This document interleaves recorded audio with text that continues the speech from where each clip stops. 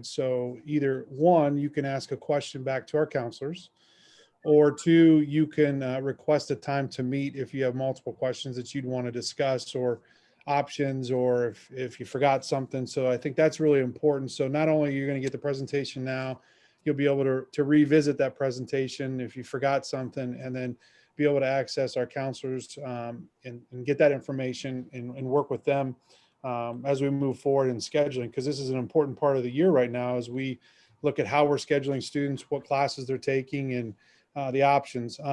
Don't forget that the chat button, if you use the chat button, that goes straight to the host. That doesn't go to everyone. That goes straight to the host. So if you have questions, feel free to put those in the chat, and they can ask those as they go. But feel free to ask any questions that you might need. So I wanted to welcome everybody again. We're so excited to have everybody, and take it away, counselors. Welcome, everyone. We're glad that you all were able to attend tonight. We want you to know that, as Mr. Imstead said, this will be recorded. Sorry about that. So that we can have this information accessible to you so that you can go ahead and refer back to it. We will be sending out a folder that includes the presentation as well as other information that you will need. So like Mr. Imstead said, if you have questions, you can add them to the chat box, and we'll have time at the end as well for you to answer questions. And also, Mrs. Prosach and I are available for you to meet with, schedule an appointment, or email us at any time, and we'll answer your questions. And so, really quick before, I'm sorry, Mrs. Laverty, before you get started, I do want to say, before we jump into AP information, we do have representatives from various colleges with us on this meeting, and they will be available to answer questions about their CCP programs towards the end of the presentation. So just know that if you do have specific college questions, and I'll remind you guys of this when we get there, but just stick around, and they are wonderful, and they're going to be more than happy to talk with you if you have questions. But first, we're going to start with advanced placement courses. Mm-hmm. So when we talk about advanced options for students at the high school level and at the middle school level for the CCP, we are looking at typically two different areas: at AP, Advanced Placement, and the College Credit Plus. So we're going to talk through a little bit of information about the Advanced Placement options first, and then we'll get to the College Credit Plus option. So advanced placement, or you may hear the students say AP, are courses that we do offer at the high school level. And oops, sorry, I went the wrong way, my computer. And some of the information that we want you to know about advanced placement is that this curriculum is developed between universities and the College Board. And the College Board, you'll hear that come up, that name if you haven't before, but they are the platform that has developed the SAT.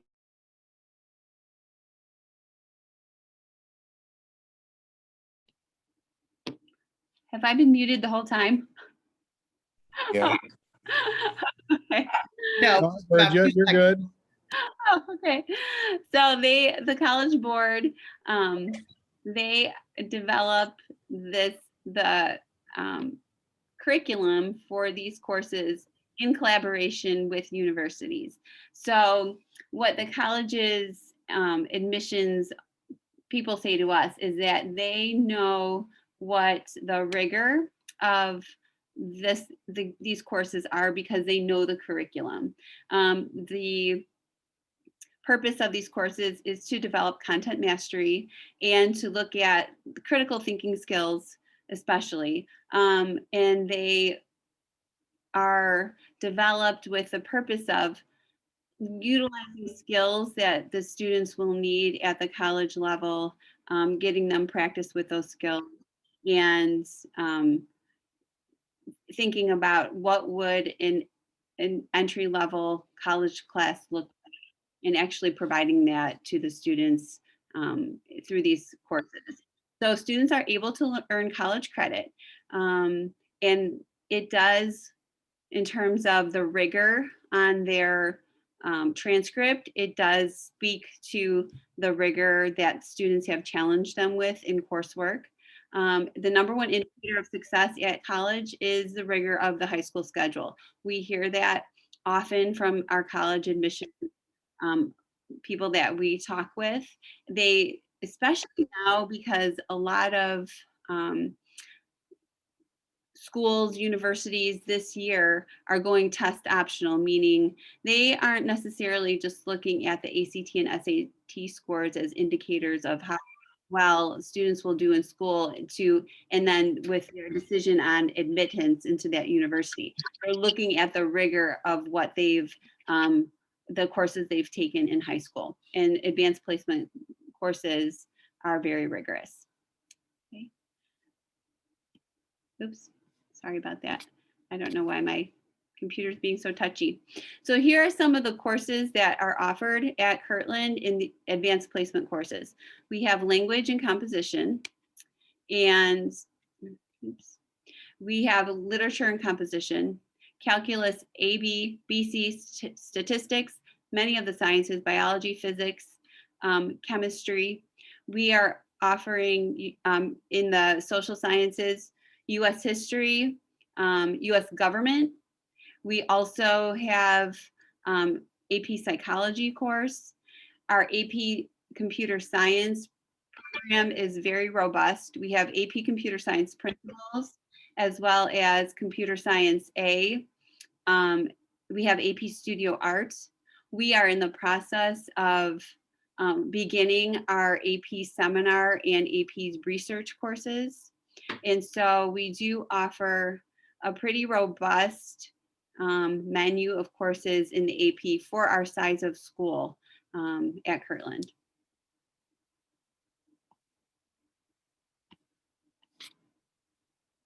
Oh, goodness gracious. Okay, so when are the students tested and what are the scores?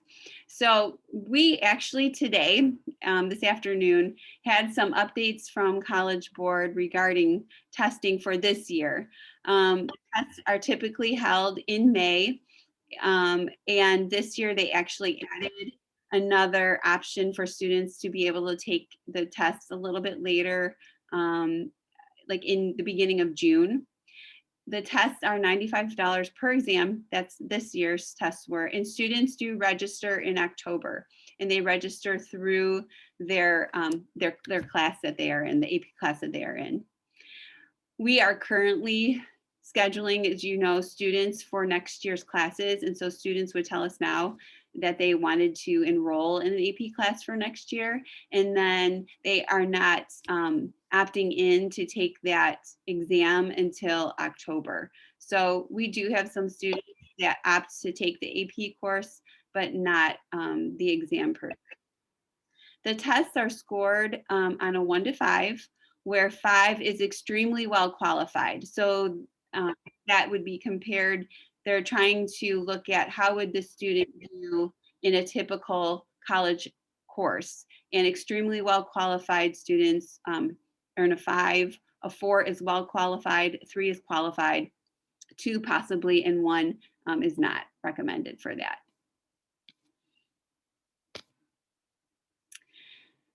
And so how do these translate to college credit? Typically, schools will give, and it varies from school to school, just as the CCP credits do. So many schools and universities will give college credit for 3s and 4s earned on the AP exams. For specific information from the colleges, the best place to visit would be like individual college websites. So we tell the students, you know, if you know that you have your hopes set on going to Ohio State, for instance, check out the website, see what they require, see what score they require, and make your decision. Also, the College Board has a very robust website, and you are able to look at the AP credit policy search, and they will give you information about individual schools. just a plug for that website too. It is very helpful in doing college research. So if your students are just at the beginning of starting their college research, they have a pretty inclusive site of different and very up-to-date information about a lot of schools. And you're able to put in some filters there, including college credit and how they can earn it through AP and CCP for each of the different schools. So just, for your information. And here are some fun fact. Oops. Oh, goodness gracious. I am so sorry. I am having issues with my laptop tonight. Okay, here's some information about how our Kirtland students have fared in the last couple of years. So in the 2019-2020 school year, so this was last year. So the students took the AP exams actually from home. They were remote this past year in May. And we had 216 AP exams taken by 119 students in 13 different subjects. So for our size school, considering our classes are typically around 100 students, that is very well represented of our kids. In the year before, we had in the 2018-2019 school year, we had 189 students take 104 exams. And so we have increased our number of students that have taken AP exams in the last year, and we're happy about that. And if we look at the total of students that have earned a 3 or more, and as mentioned before, a 3 is typically what schools, the universities will give them credit for. And we've had 75% of our students last year earn a 3 or more. The year before, we had 81% of our students earn a 3 or above, and in 2017, we had 85%. Last year's test was a little bit shorter, and so there are some other indicating things that we want to look at in terms of how our kids fare. 75% earning that credit is very our kids did a great job. Okay, here we go again, our glitchy computer. Okay.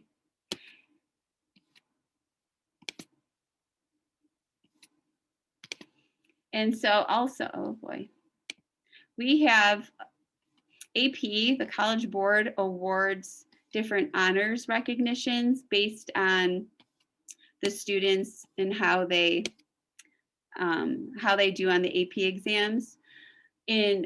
After the 2020, so last May's exams, we had 14 AP scholars. These are students with a 3 or higher on 3 or more AP exams. 6 AP scholars with honors. They received an average score of 3.25 on all of the exams and a 3 or higher on 4 or more AP exams. We had 13 AP scholars with distinction. So these are students that received at least a 3.5 on all of the exams and a 3 or higher on 5.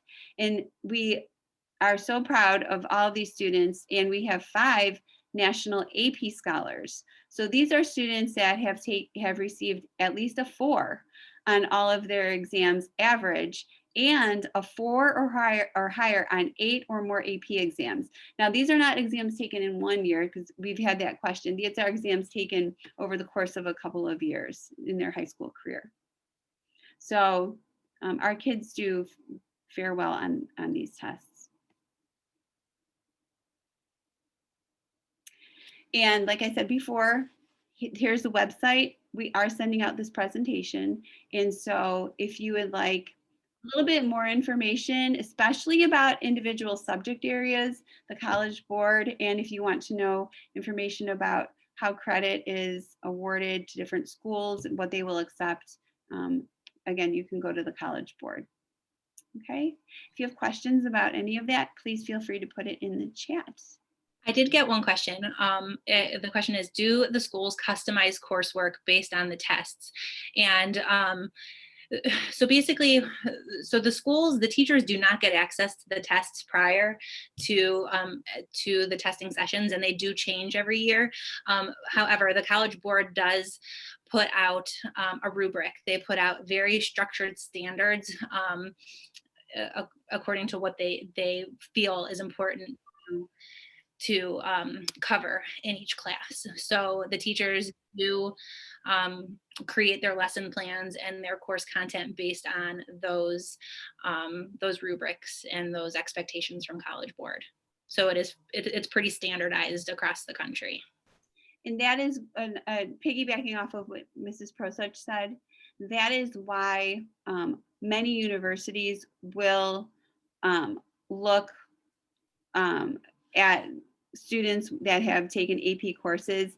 They understand what their curriculum is because it is standardized across all of AP courses. And so it is a standardized curriculum. And so our teachers that teach the AP curriculum, they are actually trained in it, and they tailor make the course in how they are teaching it, what they are teaching based on what the College Board has put out as the curriculum. And so it is, across the board, a pretty standard curriculum that they are teaching.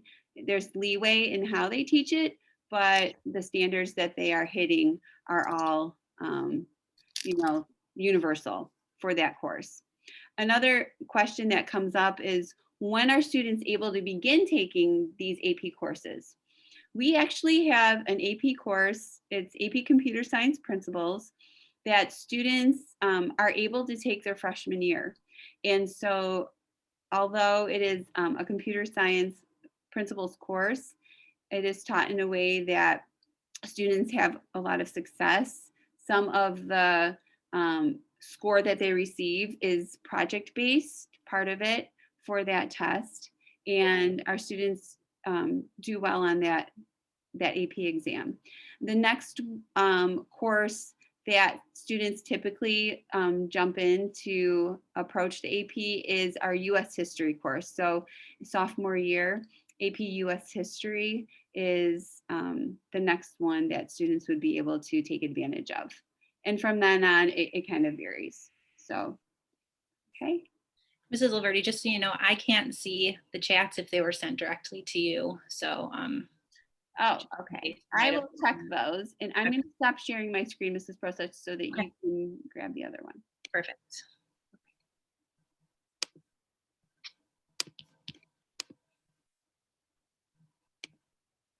Okay, I'm going to start sharing my screen now. It's the same presentation, but I'm just sharing from my screen so I can control the slideshow. Come on.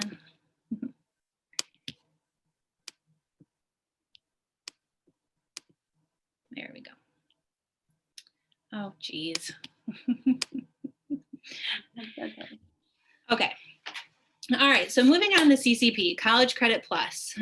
This program, what is it? What are the benefits? What are some of the what's the draw to the College Credit Plus program?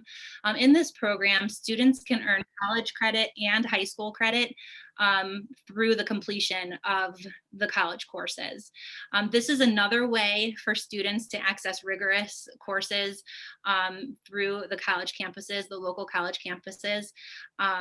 And it really gives the students an opportunity to explore interests that they might have that maybe extend outside the walls of what we have to offer here at Kirtland.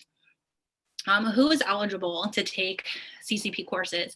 Any student who is in grades 7 through 12 and is able to perform remediation free on the post-secondary institution's chosen placement test. And or the ACT or SAT, which we'll get into in just a minute. So again, any student who is in those grades and is able to score remediation free can participate as long as they get accepted by the college. Students must take the equivalent of 5 Kirtland classes to remain full-time and eligible for athletics. So again, we'll go into more detail about that in a few slides. Okay, so the remediation-free status, that is a big question that we always get. What is that? There are a couple different ways, a couple different avenues that students can take to become to hit that remediation-free status. If he or she has taken an ACT score and has earned an 18 or higher on the English test, and a 22 or higher on reading and math, that would be considered remediation-free. The SAT tests are listed here, 430 on English, 500 on math. And then finally, a lot of students will take advantage of the placement test that the colleges offer on their campus. I put the AccuPlacer on here because that is what Lakeland uses, and I'm by no means playing favorites to Lakeland. However, that is just where most of our students go. So just to point out, for when you guys do get the slides and have access to them, I did link this to Lakeland's website, to their page about the AccuPlacer, that goes through some practice materials. It explains how to prepare for it, and then how to sign up for it as well. So you can have access to all of that information.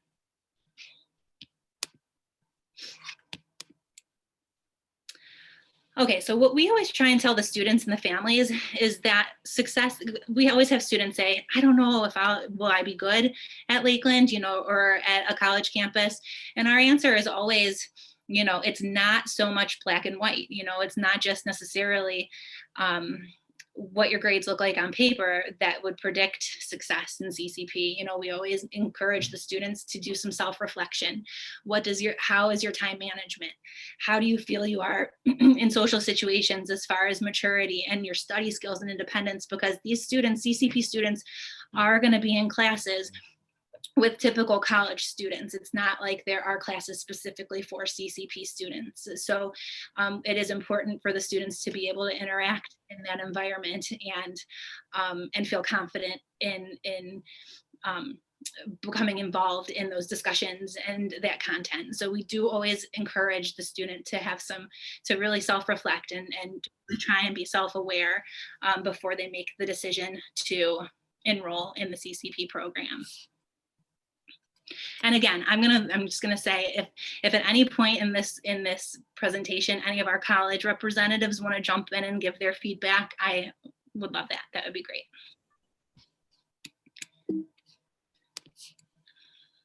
Okay, so what are some of the benefits to CCP?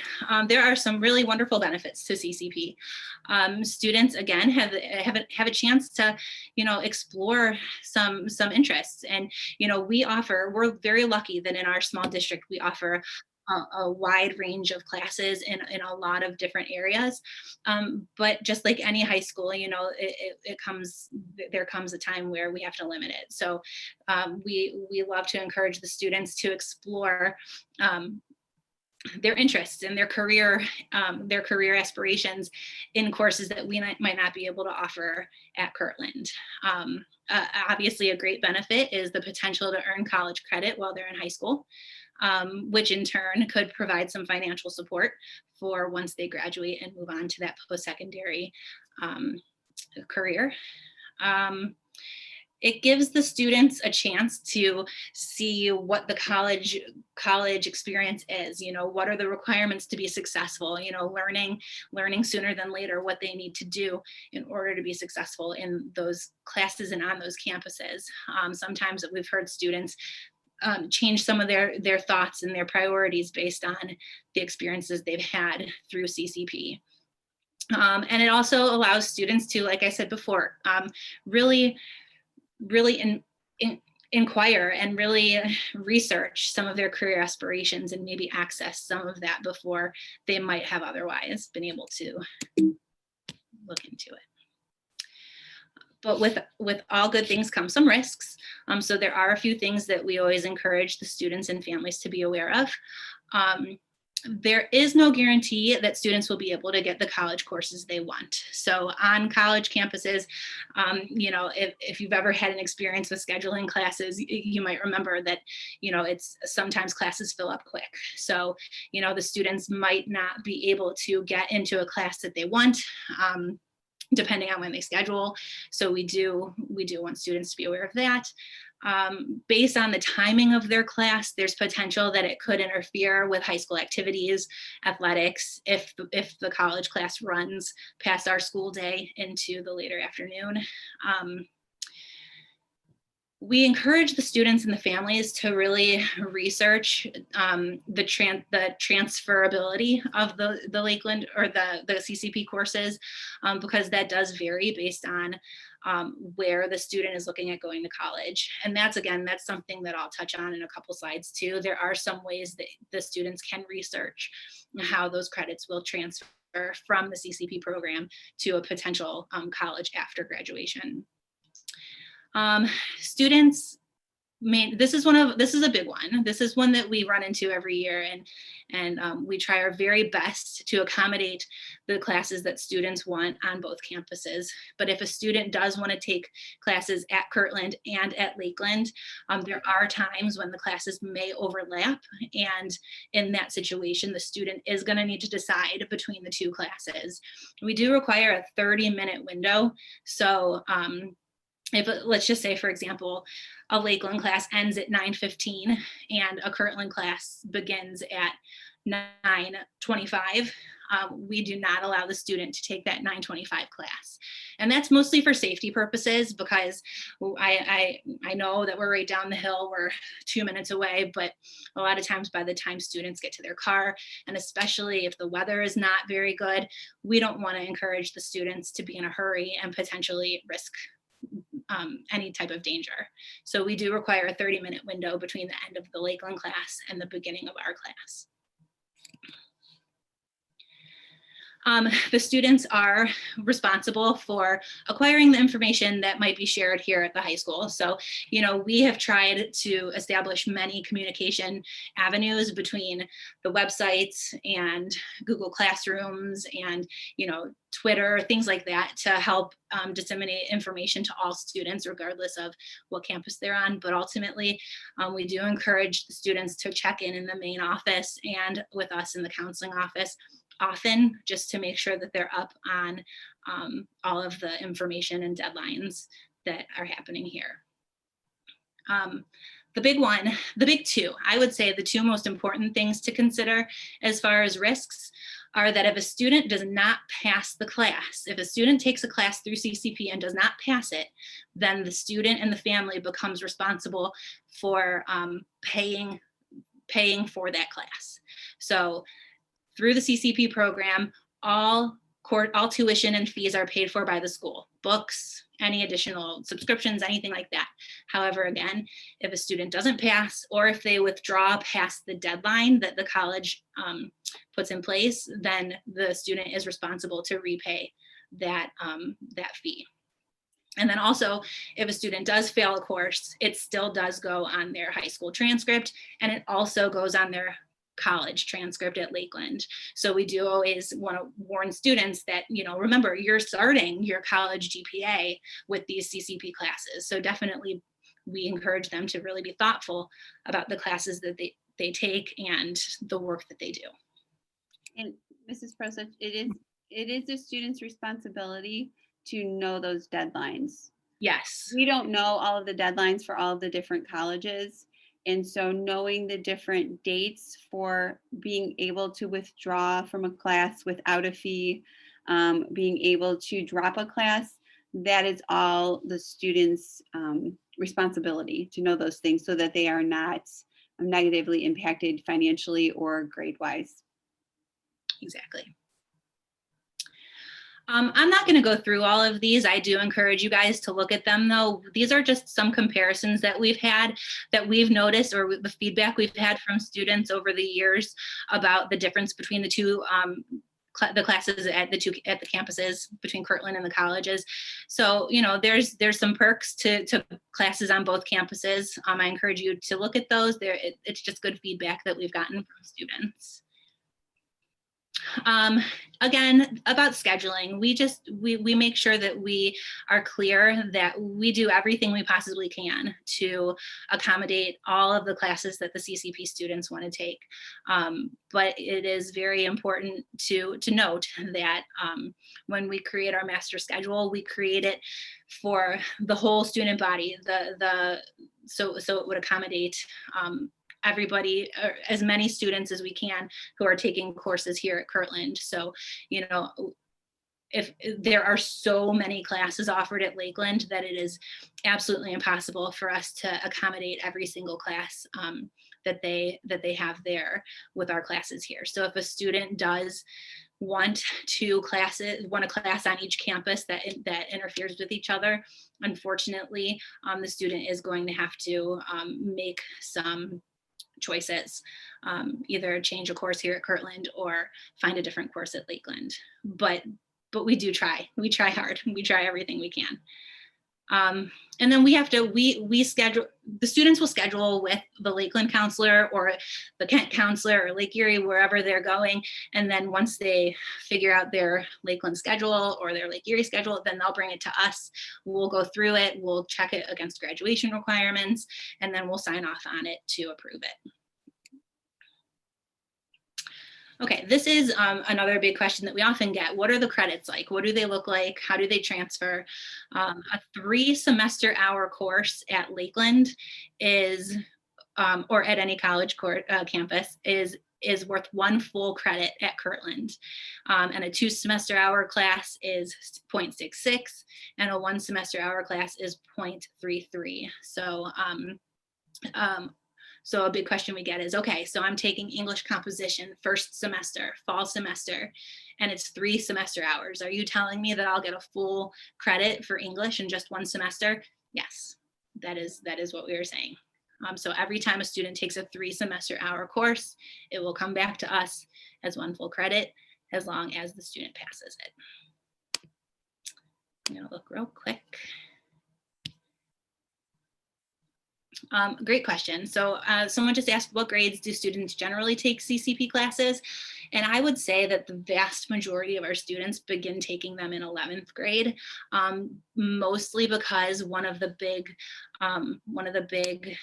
I guess, asterisks is that the students must provide their own transportation. We do not provide busing or anything to Lakeland. So a lot of times students choose to hold off on starting classes up there or on any college campus until they are able to transport themselves to those campuses. But with that said, we are definitely starting to see more students in 9th and 10th grade access some of the exploratory type classes. But by far, most students start in 11th grade. Mrs. Parsons, I had a question about there being college specific possibly, but does the grades in GPA transfer from CCP to actual university? And they have in particular a specific school, and where can they find that information? Yes, and yes, the GPA does transfer, and maybe some of our college representatives can talk about more exactly how that looks, but I'm sorry. The GPA definitely does transfer. It's how the courses transfer to the colleges that would vary from different institutions, because if you take, let's just say, let's use college algebra, for example. If you take that at Lakeland and you transfer to OU, Ohio University, it could transfer as math, college algebra. But if you transfer to, let's say, a private college in California, they might not take it as math. They might only accept it as an elective. And then the students would still have to take the math class on that college campus. And again, in a couple slides, I'll show you some websites you can use to do some research into how credits will transfer from one of the CCP colleges, you know, like Kent Geauga or Lakeland, to a different institution.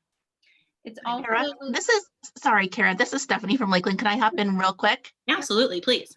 So when you transfer credits from one college to another, the credits transfer, but you'll start with a fresh GPA at the new college. Okay. So, but that will impact your GPA on your CCP colleges, wherever you take those credits your GPA will be displayed on the college transcript, and they'll also be calculated in your high school GPA. But if Yes. you went to Ohio University, for example, you would get those credits. They'd show up on your Ohio University transcript, but you'll start with a brand new GPA once you start taking their classes. Right. Have you ever experienced that, Stephanie, situations where, like I had said, like the certain class does not necessarily transfer as that particular class, so it might end up being more of like a math elective or something like Right. that. Right. And I think you're probably going to show some transfer tools here in a little bit. Mhm. I think that that is more likely to happen when you're going out of state or to a private institution, although there are so many thousands and thousands of students that are doing CCP in Ohio at a lot of public institutions and then go on to a private school in Ohio. So I think that private institutions in Ohio, at least, and some of the surrounding states are getting really good because they want to recruit those students. They want to give them credit for that. But the thing that I tell students if they're thinking about going out of state or applying to some private or more selective institutions, if you hold on to the syllabus from each class, that way if they're not used to accepting credits or seeing credits from a school in Ohio, if they have the syllabus, they can see everything that was covered in the course, and they might be more likely to give you full credit for that course rather than just looking at a transcript. So that's always a good Yeah, that's a thing great to do. that's a great piece of advice. Absolutely. Thank you. Appreciate that. Thank you, Sure. Stephanie. The other thing I wanted to mention real quick is there are some specific majors and specific programs that require students to take their own physics class, for instance. So maybe a school would, in one sense, take the credit for a typical student, but maybe for a science student going in engineering, they're going to make you take that engineering course for that particular pathway or major. And so not only do you have to look at how it will transfer to specific schools, but you also have to look at how that class is going to transfer if a student is interested in a particular pathway within the college or university, because some of them are very specific as to what courses they are going to require students to take to meet the requirements for that major as well. Thank you. Okay, so this slide is an example. The next couple slides are just examples of pathways that that are common for students to take. This one that we're on right now, it does show an example of a student who is, spends part of their day on a college campus and part of their day on Kirtland's campus.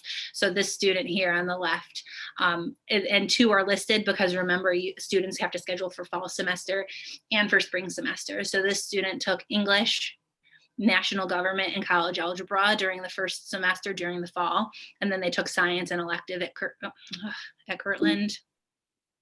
And then the second semester, they took Composition 2, state and local government, and trigonometry at the college campus, and then continued on with their science and elective courses at Kirtland. And then this would be a potential second year pathway for those half and half students who spend time on both campuses. This screen right here is an example of students who might be full-time at a Lakeland or Kent or Lake Erie campus. Again, it shows what potentially classes they could take for each semester, fall and spring. And I do want to point out a question we get often is that students are able to take summer classes through the CCP program. And the classes are counted towards the year ahead. So if a student took a class, if a student who is a 10th grader this year decides to take a class over the summer coming up, that would count towards their 11th grade year. Mrs. Prestich, I'm going to ask the college reps to jump into this question from a parent. It said, my daughter was told there was a certain day for CCP classes to choose a teacher for the course. Do we know what that day would be? So being able to choose a specific teacher for when registering for a course, a CCP course. I can speak for Lakeland, and I'm sure the other college reps can jump in. So when you look at our schedule, we have an online schedule viewer, and we might have 20 sections of English Composition 1, for example. It's a very popular class. If you're looking at the schedule viewer, if there's been a faculty member assigned to that class, you can see who's teaching it, and then that's the class you would want to register for. And of course, most of our English classes only hold up to 25 students. We have pretty small class sizes for English courses. And so once that class is full, if that was the instructor that you wanted, you would have to pick another instructor. So that's how it will work at Lakeland. It's a very similar process at Kent State. I think we'll all pretty much have similar processes. The time to register we call it at Kent State, your time to register when it opens up, you would schedule an advising appointment, and it's based upon the instructor availability at the time. For most College Credit Plus courses, they're very common Kent Core, and there are lots of sections available. And something to keep in mind with Kent State, we're an 8-campus system. And so, especially with online classes, you can just select through all 8 campuses to see what instructor and course works for you. Thank you, guys. Thank you. Okay, so here are just a little bit more information on credits. Again, just to reiterate, all courses that are taken for high school credit on a college campus will be counted in the cumulative GPA on the high school transcript. So if let's say the class is taken at Lakeland, if Lakeland assigns them an A, we give them an A. If Lakeland assigns them an F, we give them an F. And if Lakeland shows that the student has been withdrawn from the course, then their transcript will show the course with a W for withdraw. And the withdraws don't count in the student's GPA unless it's a fail. But if it's just a straight up withdraw, it does not count in the GPA, but it is still listed on the transcript. And now, so Transferology and transfercredit.ohio.gov are two great websites that you can use to check on the transferability of the courses. We always encourage the students and the families to check those out. They're pretty user friendly. There's really, I think in Transferology, I can't remember about the ohio.gov, but you have to create an account, and then you can kind of house your searches within your account.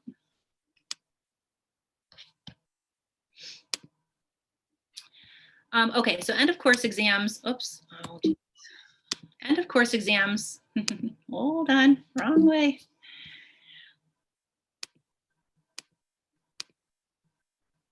End of course exams still exist, and the students will still need to take those end of course exams if they take certain classes through CCP. So if a 9th grader, or well, actually, if a 10th grader takes English through CCP program and does not take it here at Kirtland, they will still have to take the English 2 end of course exam. That's the case for the English and math tests, but for science and social studies, that is not the case. The state of Ohio says that if a student takes a biology or a American history or American government class up through CCP in a CCP program, we can use the grade that they've earned in that CCP course in place of an end of course exam. So again, English and math, they have to test no matter where they take the course. Science and social studies, we can use the grade to replace the end of course exam.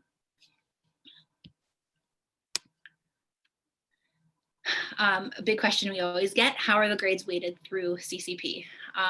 Again, the grades will be included in the student's cumulative grade point average, and it is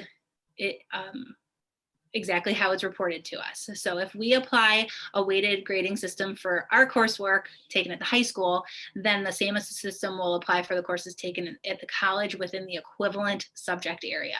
That's the key. So if there is a course that we offer that is weighted, let's just take chemistry for example, we offer AP chemistry, we offer AP physics, we offer multiple AP science classes.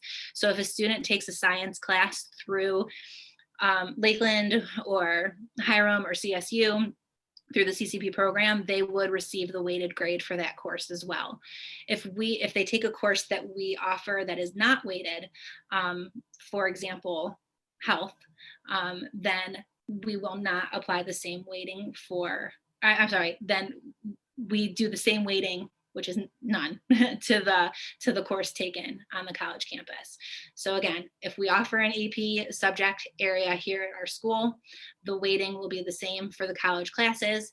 If the class taken here does not have a weight, then the course taken at the college campus will not be weighted either.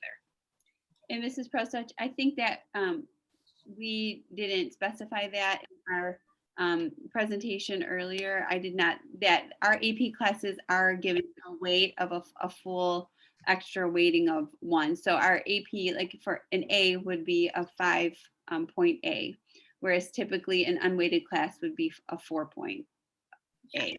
So the AP classes are given that 5.0 weighting.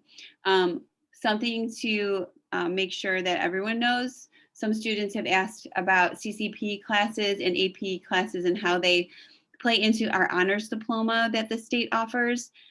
All of weighting, CCP, AP, honors, that is all taken off when the grade point average, the minimum, which is a 3.5 to earn that honors diploma, is looked at. And so, and that is just for, the students that are going for the honors diploma.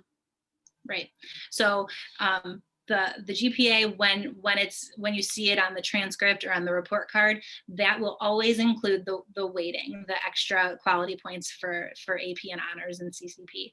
It's only for those honors diplomas through the state of Ohio that we take off that weighting, and that's just a requirement from the state. I mentioned this, I'm not going to spend too much time on here because I mentioned it a few times, because this is really the most important piece of a student. We pay the fees. The school district it funds the students' participation in the program. However, if the student does not pass the class, or if they drop it after the deadline, the student and the family assume responsibility for the cost of the failed course. So that's very important. We really always try and remind the students of that risk, that financial risk. And that's just me saying it again, because we just want to make sure people remember that. Okay, so we're coming up on the end here. The most important date to get that we start with is April 1st. An intent to participate form and a parent information packet is going to be sent. It's part of the folder that we're going to send out to you guys, and it's linked to this PowerPoint. The state of Ohio requires that those forms must be returned by April 1st.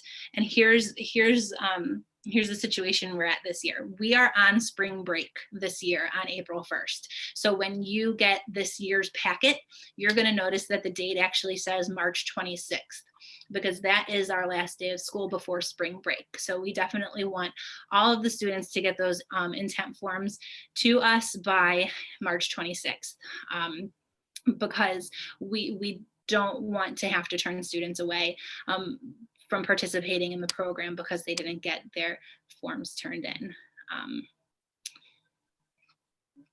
Oh, again, this year, Stephanie, they pushed it to May 1st again this year. Oh, I didn't see that.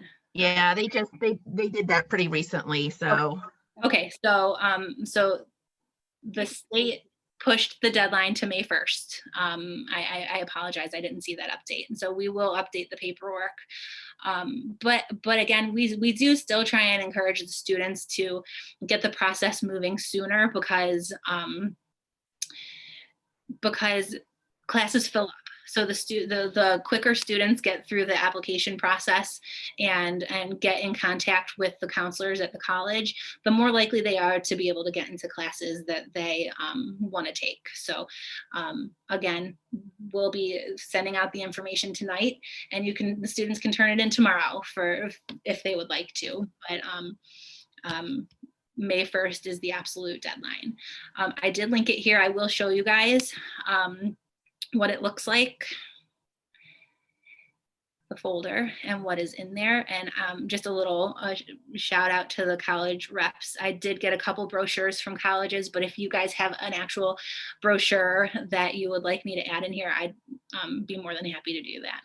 So you'll see in the folder, you'll have the letter of intent that is going to go through letting us know that you plan to participate in the program, and just goes over the risks and the benefits that we went over in the PowerPoint, just to make sure that everyone understands. Notre Dame has a brochure in here. Lakeland has a brochure. This PowerPoint slideshow that we just went through is available in here. And finally, this year, we created a checklist with some of the most commonly asked questions that we get from students in the process, because it could be a little overwhelming for the students the first time that they are doing the application, not being sure where to go, who to talk to, things like that. So we did go through and list out some steps that are important for students to take. We linked out some of the important websites that you can go to access the information. We try to make it as accessible to you guys as possible. So once you guys look through this folder, once you look through the information, if you have questions, we are more than happy to talk through it with you guys in greater detail. Okay.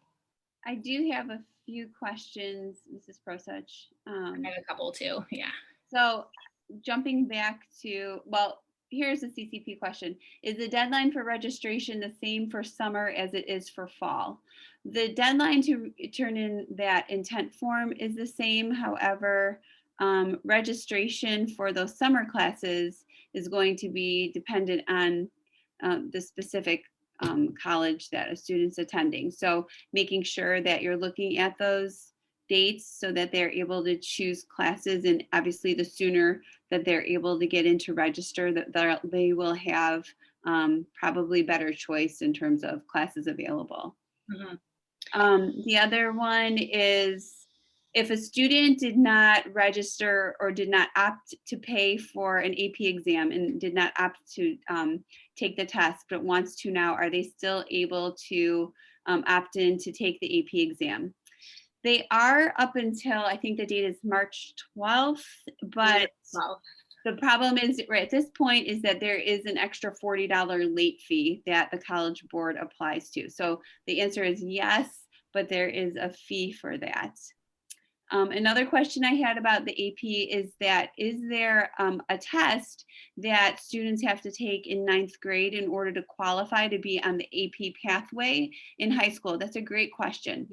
So we look at how a student has done in the past. So we look at their academic record from the past. We also get input from their teachers. And so AP courses are based on a lot of teacher recommendation from our teachers, and as well as how students have done in their past classes. So not based on an actual test that we give them for qualification. I know that some schools do that, but we do not.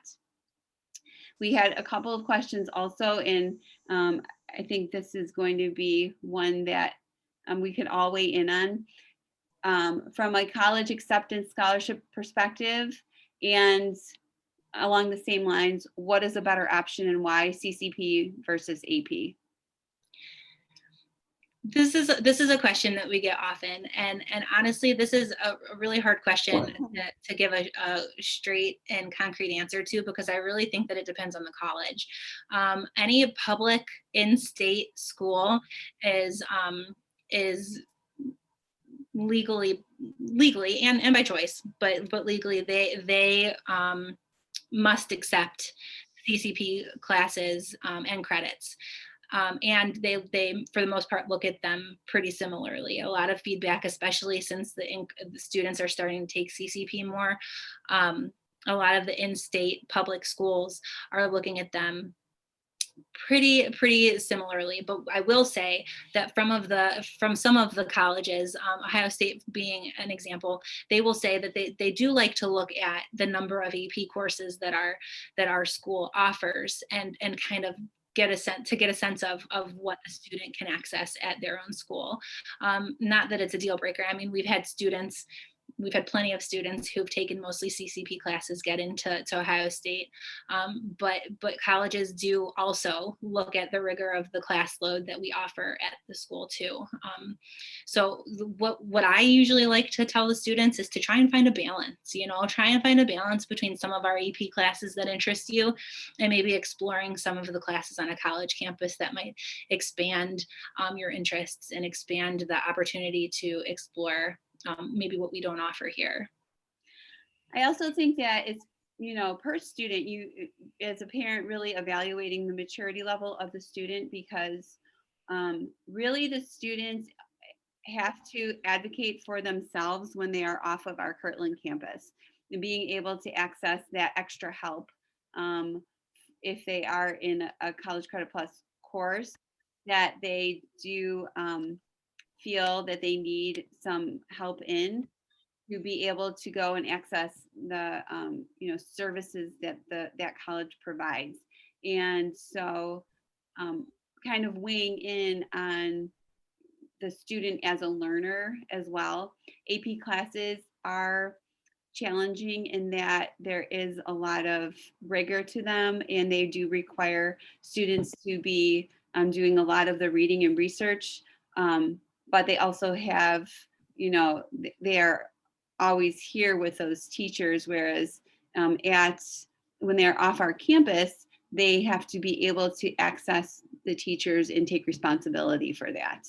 And so some of that really depends on your just individual students.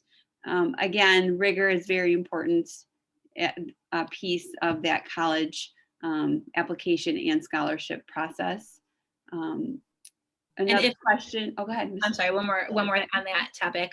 If a student is looking at a school that is private and or out of state, that's a little bit more difficult to predict. We really encourage the students to use those transfer credit websites to research those out of state and private schools, just to make sure, because not all of those colleges will accept the credits. And so it's important to really have a good idea of how those credits will transfer to those types of schools before moving forward. If a student took CCP classes last year, do they need to reapply to that college's CCP program if they want to take classes at the same college? They do not have to reapply, but they do need to turn in that intent form. So the intent form is a must, and we need that by May 1st. Also, oh yes, Mr. Bell. A common question with that, the intent form, is commonly asked is, if I turn in the intent form, am I locked into doing the program? And that's absolutely not. It just gives you the option to do that. So if you're unsure about CCP, if you wanted to do it or not, turn in the form by the deadline. If you decide not to do it, then that's fine. Yep, absolutely. Good point.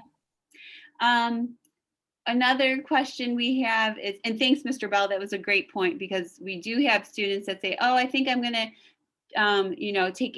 take CCP, and actually they go through the whole process. So they take the entrance exam, and then they, do the application, and they register for some classes. And then we have had students where, at the end of the school year, or even at the beginning of next school year, they decide, you know what, I'm not sure that I want to do this. I'm not ready for this, or it's just not working with my classes I want to take on the Kirtland campus. Can I opt out? And if they do it before certain deadlines, right? Yes, that is fine as well. So they don't get locked in. Okay, here's a good question. Can you review sports eligibility if kids are taking CCP classes and classes at Kirtland? It was confusing. Yes, it could be very confusing. Yeah. Go ahead, Mrs. Prosech.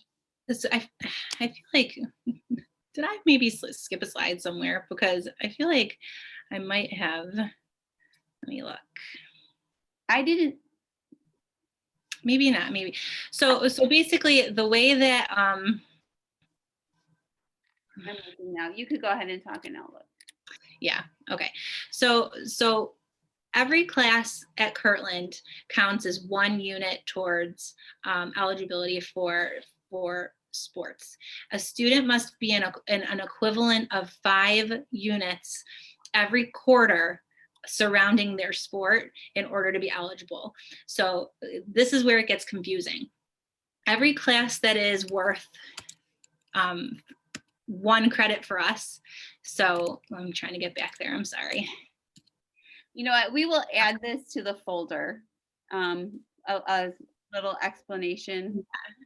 So on this screen, so any class that is the 3 semester hours or more, and this is a question that I had, can I explain the 3 semester hours equals 1 credit? Yes, so we'll take English composition, for example. An English composition during fall semester is 3 credit hours on a college campus. When that transfers to us, we turn that into 1 full Kirtland credit. And then for anything greater than that, it will remain. So typically 3 to 5 semester hours is what will be equivalent to a 1 credit hour class for Kirtland. So it would be just equivalent to taking a full year course to here at Kirtland, but it would only be within the semester. But as far as eligibility goes, and this is where it gets kind of confusing, 1 3 semester hour course counts as 2 units towards eligibility. So what we typically require students to do if they're on both campuses, they must be in at least 4, they must have their feet in at least 4 classes, because let's just say 2 of them are at Lakeland and 2 of them are at Kirtland. The 2 Kirtland ones are always going to be worth one unit. So that's that. But the 2 Kirtland ones, or I'm sorry, the 2 Lakeland ones are 2 credits and 2 credits. So a kid who is in 2 credits on our campus and 2 classes on Lakeland's campus actually has 6 units towards athletic eligibility. I know that is really confusing. We'll put something in the folder. Yeah, like if a student is just taking classes on the Kirtland campus, let's say each class is 1 unit, and so they have to be in 5.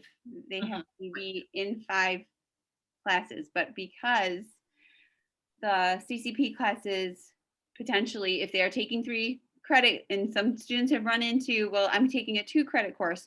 Well, that's not equivalent to that whole credit. And so we need them to be in, making sure that they look at the credits for the course, and that counts for the 2, like Mrs. Prosuch was saying. So it does get a bit confusing. We are happy to look at if anyone has a question, we are happy, and we do try to go through all of the students' classes. Another question was, do online class options exist? Yes, they do. They do for actually all of the options for CCP, and maybe not for every class a student would want to take. At the high school level, we do have some online class options as well for regular classes. There are, if we do not offer an AP class that a student wants to take, we have had a couple of students take an AP class online that we have not offered as well. So yes, online classes are options for all of the different pathways. I have a couple questions too, but I think a couple of them are going to be for the college representatives, if you guys could jump in. One of the questions is, what is the cost if you fail a class? And that is going to be dependent on the college, on what campus you take the class at, and then also what their tuition rate is. And so I'm not sure if they'll want to go through that right on this video, but you can find the tuition information directly on the college's website. And it will walk you through exactly how much each credit costs, and then it will help you calculate full classes. So if a class is 3 semester hours, it will tell you how much you would owe if the student did not pass the class. And can I jump in real quick, Kara? This is Stephanie from Lakeland. So we have a partnership agreement with Kirtland. So Kirtland is actually not paying the regular tuition rate. So you would, if a student did fail a course at Lakeland, the high school would seek reimbursement for what they paid to us. And so we have a partnership agreement where it's much much lower than what it would be if you were paying regular tuition rate, but they may reimburse for books as well. The other time that you might get a bill where you would pay the college's cost is if you went over your 30 credit hours. You get 30 credit hours plus taking into consideration everything you're doing at the high school. So sometimes we have students that want to take some extra classes. At that point, they would pay the full tuition rate of the college. Right. And that's all stuff that we look at closely with the students when they go over their registrations with us. We always make sure that we're calculating their credit hours, making sure that they're not over their allotted hours unless they're expecting to be, which we definitely have students who plan accordingly and do that. Another question I have that is definitely one for the representatives. Are classes going to be in person this summer, or will the classes be likely remote? If you even know. This is Megan with Kent State Geogga. We're still waiting on confirmation of our fall schedule. So at this time, we don't know. Traditionally, we don't release our fall schedule until March anyway. So, and we won't start CCP registration until the end of May. So by then you will know what the fall will look like. And still no word on summer either? Summer for us is usually mostly remote anyway.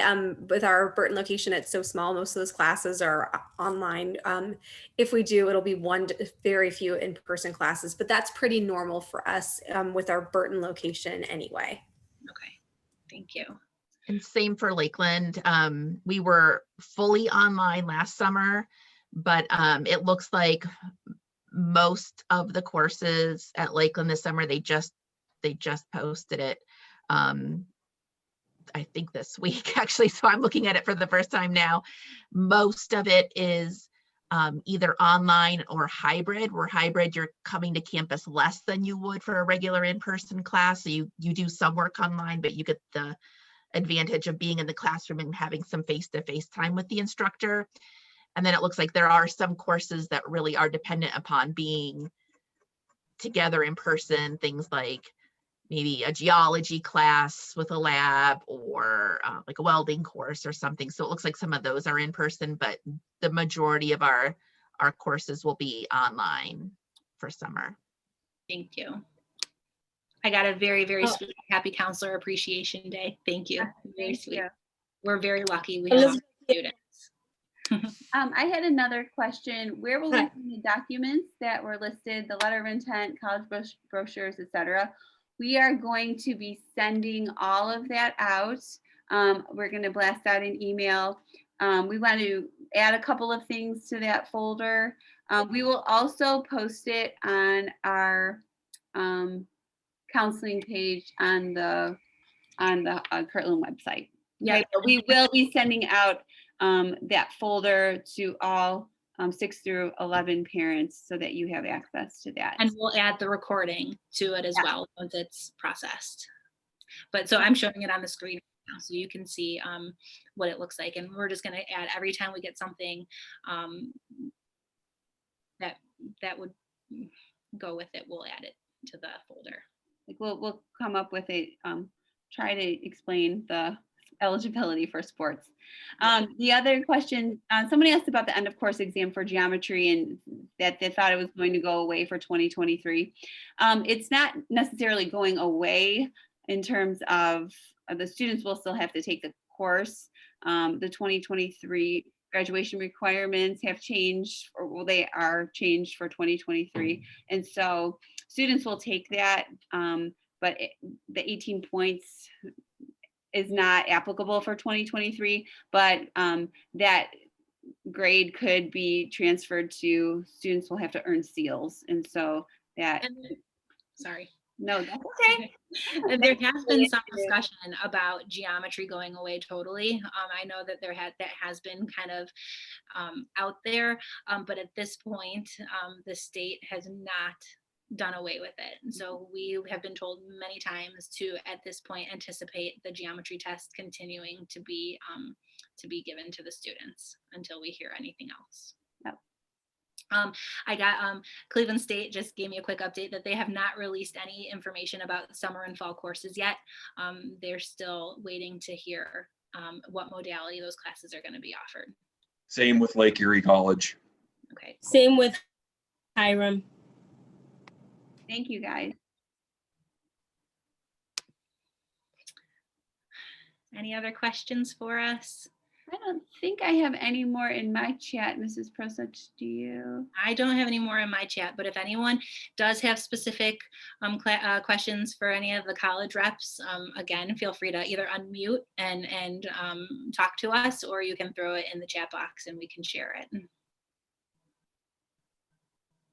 And again, we are sending this information out. Feel free to email Mrs. Prosich or I anytime.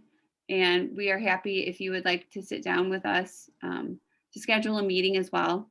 So, you know, this can be a process to navigate through AP, CCP with a better choice for my students.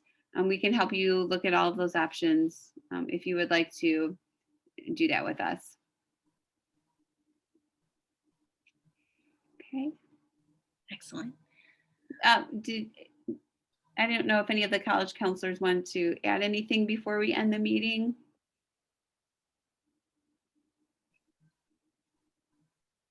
Something to keep, if you're interested in College Credit Plus, something that's very important to keep in mind is that the academic calendars usually never match. So that's going to be something that everybody wants to keep in mind.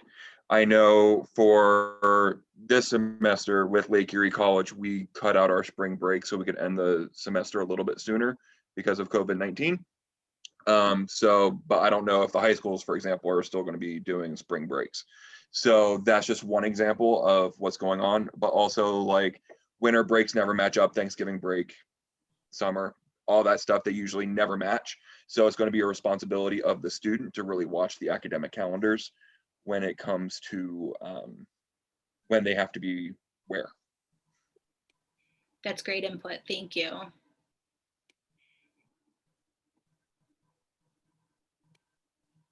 Okay. Thank you all for attending, and thank you for our college representatives for being here as well. And if you have any other questions, please feel free to reach out. We will be sending this information out in the next day or so. And other than that, please email us if you have any questions. Okay. Thank you. You guys have a wonderful evening.